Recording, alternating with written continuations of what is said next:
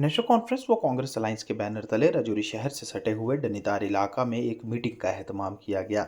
इस मीटिंग की क़यादत अलायंस के राजौरी असेंबली हलका से कैंडिडेट इफ्तिकार अहमद ने की, जबकि उनके हमरा नेशनल कॉन्फ्रेंस व कांग्रेस के दीगर सीनियर लीडर्स और साथ ही साथ वो पॉलिटिकल एक्टिविस्ट भी थे जो कि अलायंस की सपोर्ट में उतरे हैं। इस मीटिंग में मकामी लोगों ने शमूलियत की, जिनसे मुखातिब होते हुए अलायंस के कैंडिडेट इफ्तिकार अहमद ने कहा कि वो राजौरी असेंबली हलका की यकसा तरक्की को यकीनन बनाना चाहते हैं अगर लोग उन्हें वोट देकर कामयाब बनाएंगे। दूसरी ओर कांग्रेस के लीडर मोहम्मद इकबाल शाल ने इस मीटिंग में खिताब करते हुए कहा कि राजौरी में बढ़ती हुई नशे की लानत अपने आप में एक तशवीश का बाइस है और इसमें हर एक शख्स को अपना अहम रोल निभाना होगा।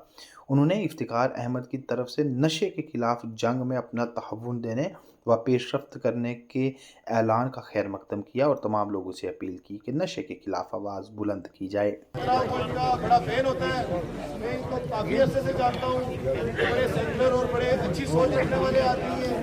इनकी नज़र में हिंदू मुसलमान का तो अब उनका हिंदू मुसलमान का कोई मसला नहीं है, तो हम तो ज़ात बरादरी की बात करते हैं।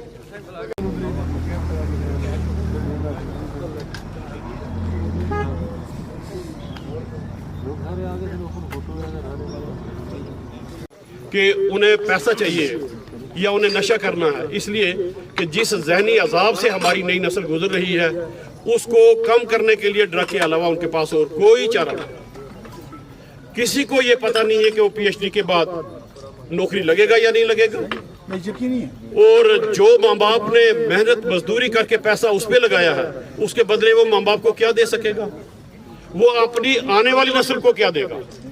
इस फ्रस्ट्रेशन में हमारा नौजवान है। यही नहीं है, हमारे पास एक बहुत बड़ा इंस्टीट्यूशन था हमारी डिफेंस फोर्सेस का, वहाँ पर हमारे बच्चे जो जिस्म के ताकतवर और हिम्मत वाले वो हमेशा कोशिश करते थे कि हमें डिफेंस फोर्सेस में जगह मिले, और आज हालत ये कर दी गई कि जो डिफेंस फोर्सेस में हमारा बच्चा जाएगा वो 4 साल के बाद घर वापस आएगा। अगर उस दौरान में खुदा न खास्ता उसके साथ कोई हादसा हो जाए उसे कुछ नहीं मिलेगा। हालात यहाँ तक पहुँच गए हैं। आखिरी बात जो मैं आपसे कहने लगा, जिसके जो आपको सोचनी है और जिसके ऊपर आपको ईमान ले आना है। इफ्तिखार साहब अभी छोटी उम्र का सियासतदान है। अगर अल्लाह ताला जिंदगी रखे, अगले 50 साल तक आपकी आने वाली नस्लों का मुहफ़्फ़ज़ अल्लाह ताला ने खड़ा किया, और इस आदमी को अगर आपने ताकत दी तो ये यहीं का नहीं है, इसकी जड़ यहाँ पे है, शाखें दिल्ली तक हैं। मैं खुद इसका गवाह हूँ कि इफ्तिखार साहब को जो दिल्ली में कद है, दिल्ली की सियासत में जो कद है वो उससे ज़्यादा यहाँ पे कद है। अब हमारा फ़र्ज़ ये बनता है कि इस पेड़ को महफूज करके रखें, इसको और भी ताकत दें। कल ये आपकी नस्लों के लिए दिल्ली में लड़ सकता है। आज इसकी इब्तदा है, आगाज़ है।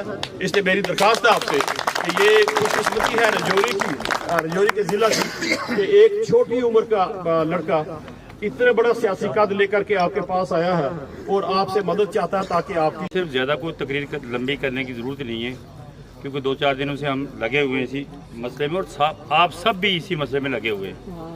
क्योंकि अगर शहर के नज़दीक मैं कम से कम 10 साल से इस बीजेपी में रहा हूँ और मैं अंदर के हालात जानता हूँ कि क्या लोग हैं ये, और अगर आज भी आप सुधरोगे नहीं तो मेरे ख्याल में अपने आप से जुल्म खुद कर रहे हो। तो इफ्तिखार साहब हमारे कैंडिडेट नहीं थे, पहले हमने आज़ाद उम्मीदवार खड़ा किया था कि बंदा, और भी थे कुछ लोग, लेकिन हमने देखा कि अगर आग में हम खुद ही छलांग लगा रहे हैं तो ये बहुत बुरी बात है। आग से बचो, और वो आग है कि जो आपको जला के खाक कर देगी। इसलिए मेरी ये एक इल्तिजा है कि मैं कुछ भाई आपने देख रहा हूँ कि जो पिछले दिनों यहाँ नारे लग रहे थे, जी हम आपके साथ हैं, ये है वो है वगैरह वगैरह, खुदारा मेरी आपसे ये एक गुजारिश है कि वो मत करना कि जो आपको जला दे, जो आपको तबाह बर्बाद कर दे, आपकी नस्लें तबाह हो जाएं, उस तरफ मत जाना, बल्कि अपने आप को बचा के। ये गुलदस्ता है, मेरे भाई वो बैठे हैं, मेरे मासी के बेटे वो बैठे हैं, इस तरह केवल जी बैठे हैं, बहुत लोग यहाँ इस जमात के साथ जुड़े हुए हैं। हमने उसको नहीं देखना कि कौन सी जमात है, बल्कि हमने ये देखना है कि आग से बचना है, तूफ़ान से बचना है और नफ़रत से बचना है। हमने प्यार की जो दुकान खोलनी है यहाँ, और सब लोग उसमें जुड़ के आप अपना वोट, कीमती वोट जो है ज़ाया न करें, अपने घरों में, अपने गाँव में, अपने मोहल्ले में जुट जाएँ। और हर एक का फ़र्ज़ है कि इफ्तिखार का फ़र्ज़ नहीं है हम सब का फर्ज है कि अगर कोई कोताही किसी जगह कमी कमजोरी है हमें दूर करनी है और 25 तारीख को हमारी बहुत ज़्यादा वोटिंग होनी चाहिए। बहुत बहुत शुक्रिया। हमारे पास तो माइक नहीं है।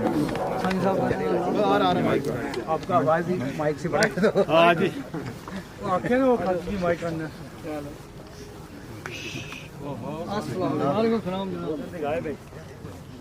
कि वो सारे लोग अच्छे इंसान हैं, वो सारे लोग अच्छे हैं, बाशऊर इंसान हैं, लेकिन आज छोटे छोटे फायदों में उलझ गए हैं। आज वो छोटे छोटे फायदों में अपनी कौम का नुकसान कर रहे हैं। अब अगर बीजेपी को कोई हरा सकता है तो वो इंडिया अलायंस जो कांग्रेस और नेशनल कॉन्फ्रेंस का गठबंधन हरा सकता है। और आप जिस तरीके से देखें कि डे बाय डे हमारा कारवां बढ़ता जा रहा है, और मैं आपसे कहूँगा दिन हमारे पास बहुत कम है। 25 तारीख को वोटिंग होनी है, आपके पास सिर्फ आज 17 हो गए तो कल 18, मतलब 23 को खत्म है। 23 को हमारी कैंपेन खत्म हो जाएगी। आप घर घर घूम जाओ, हो सकता है मैं आपके पास पहुंचूं या ना पहुंचूं, आप घर घर घूम जाओ।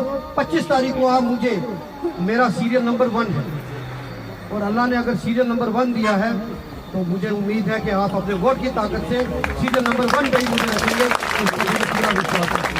जहाँ तक तामीर और तरक्की की बात है तो इंशाअल्लाह तामीर और तरक्की आपकी होगी।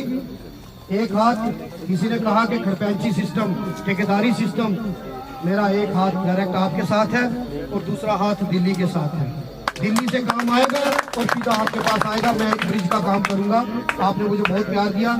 आगे हमारी मीटिंग है, और जैसे ही एक मीटिंग लेट हो जाती है तो आगे दूसरी मीटिंग फिर वो और लेट होते हैं, 2 घंटे लेट जाते हैं। और आगे ही हम लेट चल रहे हैं। मैं इस उम्मीद के साथ कि ये पूरी क्रीम जो है यहाँ से, क्योंकि